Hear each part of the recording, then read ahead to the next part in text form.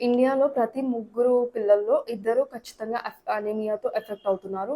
And 60-70% of young కిడ్స్‌లో anaemia very common అయిపోయింది. Especially girls.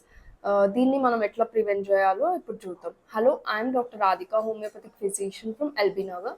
So basically anaemia ఎందుకొస్తది? So proper nutrition లేకపోవడం వల్ల వాళ్ళకి ఈ డెఫిషియన్సీ అనేది వస్తది. సో ఇది పిల్లల బ్రెయిన్ గ్రోత్‌ని ఎఫెక్ట్ చేస్తుంది. ఇమ్యూనిటీని ఎఫెక్ట్ చేస్తుంది. లైక్ వాళ్ళకి రిపీటెడ్‌గా ఇన్ఫెక్షన్స్ రావడం అట్లా అవుతది. అండ్ వాళ్ళ లెర్నింగ్ ఎబిలిటీ లైక్ వాళ్ళు కాన్సంట్రేట్ చేయలేకపోతారు. వాళ్ళ మెమరీ స్కిల్స్, మెమరీ పవర్ తగ్గిపోతుంది. అండ్ వాళ్ళ కాగ్నిటివ్ స్కిల్స్ తగ్గిపోతాయి. అండ్ ఆల్సో వాళ్ళకి ఎనర్జీ చాలా తక్కువ ఉంటది. దేనిపైన ఫోకస్‌గా లైక్ కాన్సంట్రేషన్ అనేది పెట్టలేరు. డెఫిషియన్సీ ప్రివెంట్ చేయడానికి వాళ్ళకి ఐరన్ రిచ్ ఫుడ్ పెట్టాలి. ఇప్పుడు నేను చెప్పే పదార్థాలు వాళ్ళ డైట్‌లో ఉండేలా చూసుకోండి. ఫస్ట్ వచ్చేసి ఆకుకూరల్లో పాలకూర, మునగాకు, తోటకూర అండ్ పప్పుల్లో రాజ్మా లేకపోతే శనగలు ఉంటాయి కదా! అట్లాంటివి పెట్టొచ్చు.